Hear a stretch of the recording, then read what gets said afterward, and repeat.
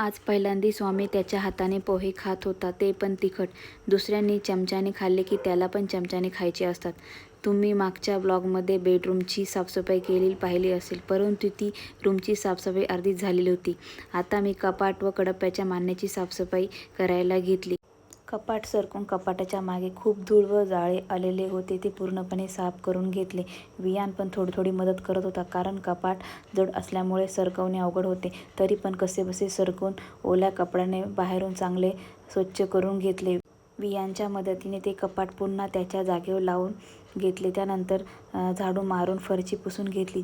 जी काही कडाप्याची माने आहे ती साफ करण्यासाठी सुरुवात केली.